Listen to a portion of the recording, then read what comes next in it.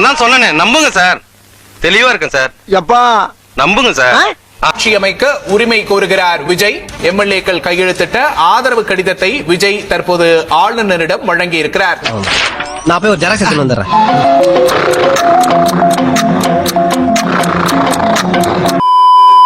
படங்கள்ல கூட அந்த அளவுக்கு ட்விஸ்ட் இருக்காது. ஆனால் இங்கே பண்ணுறதெல்லாம் பார்க்கும்போது நொடி ட்விஸ்ட்டாக தான் இருக்குது. அதாவது நம்மளை ஃபுல்லாகவே பரபரப்பாகவே கொண்டு போயிடுவாங்க இப்போ லாஸ்ட் வரைக்குமே. அந்த அளவுக்கு வந்து பண்ணிட்டு இருக்காங்க. அதாவது இத்தனை வருஷமாக வந்து எலெக்ஷன் நடத்தினாங்க, இத்தனை வருஷமாக ரிசல்ட் வந்துச்சு, இத்தனை வருஷமாக வந்து நம்ம தமிழ்நாடை வந்து ஆட்சி பண்ணாங்க. அப்போல்லாம் வந்து ஒன்று எலெக்ஷன் டே அப்போ வந்து பரபரப்பாக இருக்கும், யார் கூட்டு போகிறது செய்யுது அந்த மாதிரி. அப்புறம் ரிசல்ட் வந்ததுக்கப்புறம் யார் ஜெயிச்சா யார் எதிர்கட்சி அந்த மாதிரி பரபரப்பாக இருக்கும். அதுக்கப்புறம் வந்து அப்படியே அமைதியாயிருவாங்க, அவன் வேலையை பார்த்துட்டு போயிடுவாங்க. ஆனால் இந்த எலெக்ஷனில் மட்டும்தான் 2026 இந்த எலெக்ஷன் மட்டும்தான் எல்லாருமே வந்து பரபரப்பாக இருக்கிறது. ஐபிஎல்ல கூட அந்த அளவுக்கு பரபரப்பு இல்லைடா, அந்த அளவுக்கு பரபரப்பாக கொண்டு போறீங்கடா.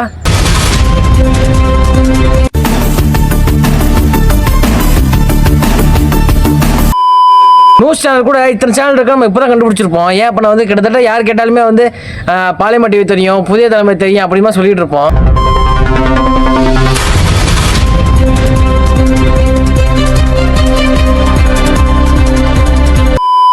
அது எதுக்கு சொல்லுவோம் அப்படின்னா வந்து மழை பெய்யும் போது லீவ் விடுறாங்களா, லீவ் இல்லையா, எத்தனை நாள் லீவ் விடுறாங்க, எத்தனை நாள் மழை பெய்யுது, அதை பார்க்கறதுக்கு மட்டும் தான் அந்த பாலிமர் டிவி புதிய தலைவர்லாம் பார்த்துட்டு இருப்போம். அந்த ஒரு காலம் போய் இப்போ எல்லாருமே வந்து நியூஸ் சேனலில் கிடக்குறோம் அப்படின்னா வந்து ஒரே விஷயத்துக்காக மட்டும்தான் விஜய் சார் சிஎம் வர ஆக மாட்டாரா, எப்போ வந்து அவர் வந்து நான் உங்கள் ஜோசப் விஜய்னு எப்போ சொல்ல போறாரு, அது எப்போ நான் காதால் கேட்கறது அப்படின்னு சொல்லி நிறைய மக்கள் இருப்பாங்க.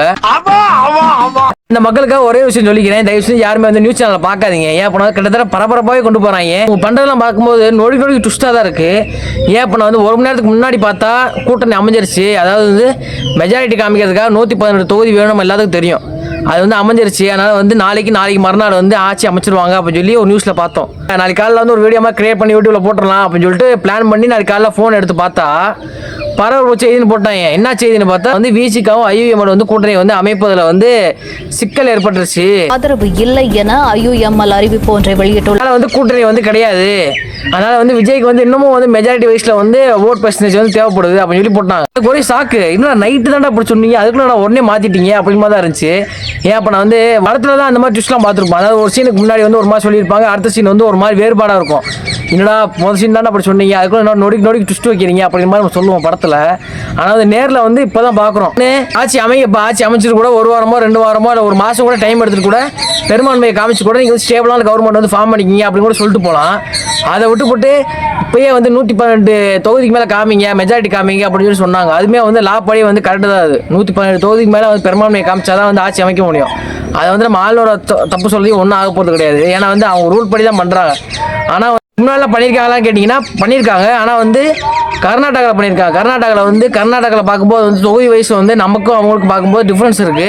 நம்ம கொஞ்சம் அதிகமாக இருக்குது, அவங்களுக்கு கொஞ்சம் கம்மியாக இருக்குது. அதனால் வந்து கம்மியான இதுலேயே வந்து ஆட்சி அமைச்சிட்டு கூட நீ காமிக்கப்பா அப்படின்னு சொல்லிட்டாங்க. ஆனால் அது காமிக்க முடியாமல் வந்து அவங்க ரிஜெக்ட் பண்ணியும் போயிட்டாங்க. அது நியூஸ் பார்த்தீங்கன்னா தெரிஞ்சிருக்கும். வந்து சில மக்கள் என்ன சொல்றாங்க அப்படின்னா வந்து என்னதான் இருந்தாலும் ஜனநாயகப்படி தானே வந்து ஓட்டு போட்டு வந்து விஜய் வந்து சிஎம் ஆக்கலாம்னு சொல்லி நாங்கள் எல்லா வேலையும் பண்ணோம் செஞ்சோம். ஆனால் வந்து மெஜாரிட்டி வைஸ் கம்மியாக இருக்கனால வந்து நீங்கள் வந்து விஜய் வந்து சிஎம் ஆக்க விடாமல் தடுக்கிறீங்க. அது வந்து உண்மையை வந்து ஏற்பத்தக்கதாக இல்லை. அப்படியே பண்ணிகிட்டே இருந்தீங்கன்னா வந்து ஜல்லிக்கட்டு போராட்டம் மாதிரி வந்து நாங்களும் இன்னொரு போராட்டம் பண்ணுவோம் அப்படிமா சொல்லிட்டு இருக்காங்க. அது வந்து இன்னொரு பக்கம் வந்து போயிட்டு இருக்கு. பிரகாரம் போவோம். ஃபர்ஸ்ட் நேற்று நைட்டு என்ன சொன்னாங்க அப்படின்னா வந்து கூட்டணி அமைக்க முடியல, கூட்டணிக்காக வந்து அழைப்பு விட்டுருக்காரு விஜய். யாருக்காருக்கு விட்டுருக்காருன்னா விசிகாவுக்கும் கம்யூனிஸ்ட் கட்சிகள் எல்லாத்துக்குமே வந்து அழைப்புதல் விட்டுருக்காரு. அவங்க எப்போ பதில் சொல்றாங்களோ அதுக்கப்புறம் மேற்படி எல்லாமே நடக்கும் அப்படிமா சொன்னாங்க நேற்று நைட் நியூஸ்ல. அதுக்கப்புறம் பார்த்தா என்ன சொன்னாங்க, வந்து ஆதரவு கொடுக்குறோம், ஆனால் ஆதரவு எப்படி கொடுப்போம், வெளியே இருந்து மட்டும் தான் வந்து ஆதரவு கொடுப்போம், மற்றபடி வந்து நாங்கள் டிஎம்கே கூட தான் வந்து கூட்டணியோட இருப்போம். ஆனால் வந்து எங்களுக்கு வந்து அதிபர் ஆட்சிங்கிறது வரக்கூடாது, அதனால வந்து நாங்கள் வந்து கூட்டணிக்காக சம்மதிக்கிறோம் அப்படின்னு சொல்லி நேற்று நைட் நியூஸ்ல வந்துச்சு. பாடி ஒருவேளை வந்து கூட்டணி அமைஞ்சிருச்சு, இதை வச்சு அப்படியும் வந்து அதிபர்கிட்ட போய் பெரும்பான்மையை காமிச்சு அப்படியே ஆட்சி அமைச்சிருவாங்க நாளைக்குள்ள அப்படின்னு சொல்லி நினைச்சு கண்ணா மூணா தனது ஒரு எம்எல்ஏவான எஸ் காமராஜ் மன்னார்குடி சட்டமன்ற உறுப்பினரை அவர் மறைத்து வைத்திருக்கிறார் என்ற குற்றச்சாட்டை முன்வைக்கிறார். ஐயோ ஐயோ சார் சார், இங்க இருந்து பொட்டியை காணோம் சார், வேற பொட்டி வாங்க. எம்எல்ஏ வந்து விலைக்கு வாங்க பாக்குறாங்க அப்படின்னு சொல்லி ஒரு பிரச்சனை வந்து காலைல போயிட்டு இருக்கு. என்னடா புது பிரச்சனையாடா, அவங்க ஆட்சி அமைக்கிறாங்க இல்லையோ பிரச்சனை தான் வந்து ஒன்னொன்னா வந்துகிட்டே இருக்கு அப்படி மாதிரி தான் இருந்துச்சு காலைல பார்க்கும்போது. அப்பா எல்லாத்தையும் மாத்திட்டாரு. இப்போ நான் கேங்ஸ்டர். 2026 வந்து யாருக்கு நல்லதா அமைச்சிருக்கா நான் தெரியல. திருமாவளவனுக்கு ரொம்ப நல்லதா அமைச்சிருக்கு. ஏன் வந்து அவர் வந்து கேட்கவே வந்து டெபுட்டி சிஎம் பதவி, ஒருவேளை வந்து அவங்க கூட்டணி அமைச்சு டெபுட்டி சிஎம் பதவி கொடுத்துட்டாங்க அப்படின்னா வந்து கண்டிப்பா வந்து இது ஒரு பெரிய ட்விஸ்ட் தான் சொல்லி ஆகணும். அவனுக்கு வந்து டெபுட்டி சிஎம் பதவி வந்து கொடுக்கலாமா வேணாமாங்கிறது வந்து உங்களுக்கு என்ன மனசு தோணுதோ அது கமெண்ட் பாக்ஸ் கமெண்ட் போங்க. நான் வந்து நியூஸ் பார்க்க போறேன், நீங்க நியூஸ் பார்க்க போங்க. பாய்.